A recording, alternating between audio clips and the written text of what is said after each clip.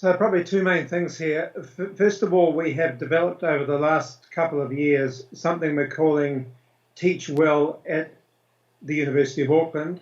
It's a teaching capability framework, and the major change was that framework was released to all of the staff in February this year, just prior to the start of the lockdown, and we were hoping to sort of roll that out with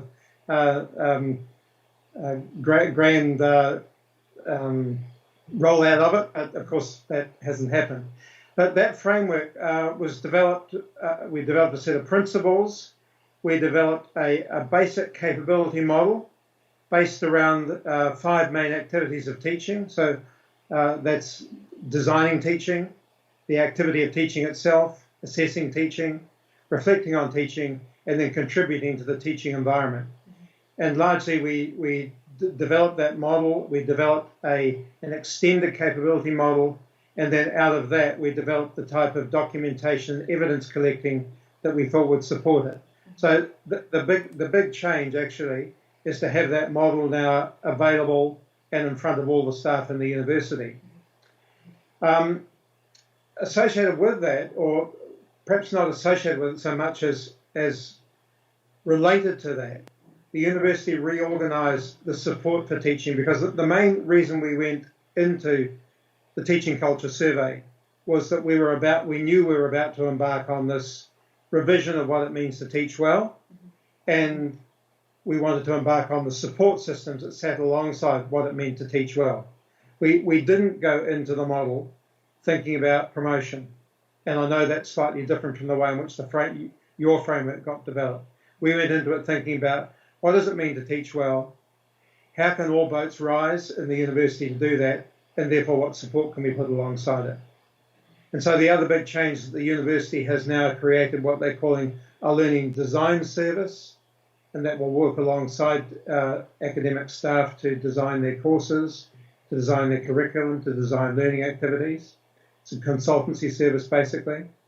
And there is an academic development service that will help people develop their teaching skills and capabilities. So that's sort of the space we're in at the present time, about to launch something that we hope was going to make a splash, but probably hasn't made much of a splash given the situation we're in at the present time.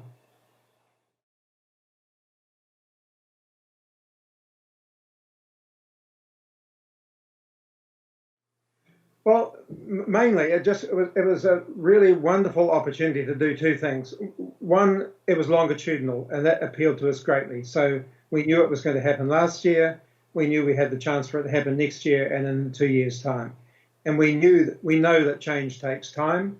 And so to have this longitudinal survey of questions sitting alongside the rollout of this model was just perfect timing for us. So that was the main reason we went into it, a longitudinal study with a good baseline, because the first survey was done prior to the teaching model being released, so it was baseline from that sense.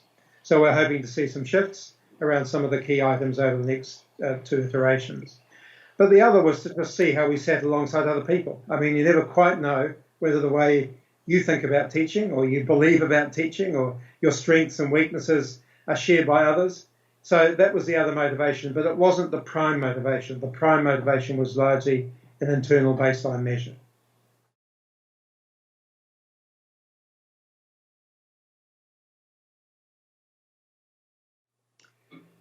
Well, all of them. I actually think they worked well.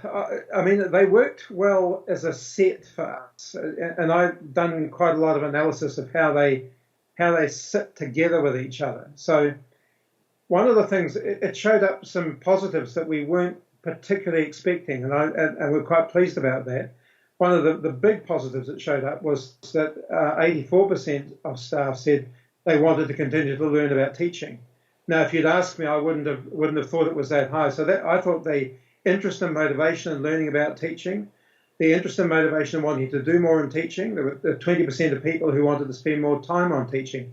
So that to me, there was a cluster of questions around that interest and motivation, and a cluster of questions around the sort of immediate support they feel they've got.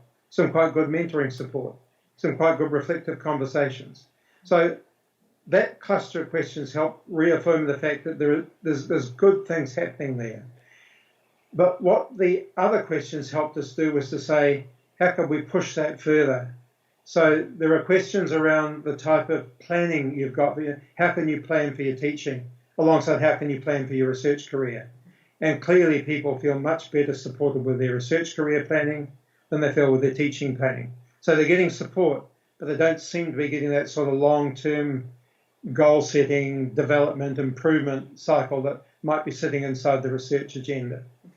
And then really sitting alongside that, I thought was a really important question about our performance management system, which we call Performance and Development Review, our annual Performance and Development Review, and the feeling that that wasn't particularly strongly discussed in most of those conversations. They had a much stronger research focus than a teaching focus.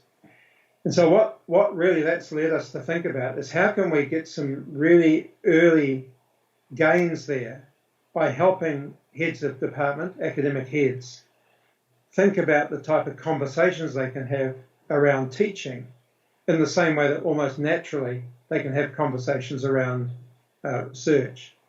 So that's the survey has led us to think about that, and I can talk about that a bit more in a moment. The other two things I'd say that the survey really threw up that I thought were really important. A real sense that the recognition of the importance of teaching sits more at the departmental level and less at the university level. Now that was something of a surprise because the university, if you think about it from an award system and from a prize system and a recognition system, is very public about its teaching awards, very generous about its teaching awards, and has been very successful nationally with its teaching awards. But I don't think that's what people were talking about. If you dig down into the questions, when they talk about recognition, they're really talking about promotion. Where does it sit in the promotion process? How is it viewed alongside research? And I think the piece of work that we're not doing yet, but need to do, is how will this model not just be a model that supports improvement, but actually sits alongside of our promotion process? Because in the end, that's what's going to give it the sort of momentum, I think. We didn't want to start from promotion. We didn't want to say this is all about promotion. We deliberately wanted to start from what's it mean to teach well and to give our students the best experience possible. But it won't blossom, I don't think, until we can connect it to, ultimately, to the promotion process. So that was the other thing that came out. And then connected to that, and really importantly connected to that, and I think another reasonably quick gain we can make was a real concern about the quality of evidence for teaching compared with the quality of evidence for research. So not a great sense of trust that we can produce powerful evidence about teaching in the same way we can prevent powerful evidence about research. So that's sort of how we've been breaking it down, trying to identify the strengths that we don't want to lose, the areas we can get some quick gains on, and the really big thing about how we think about making recognition more prominent in our promotion and processes.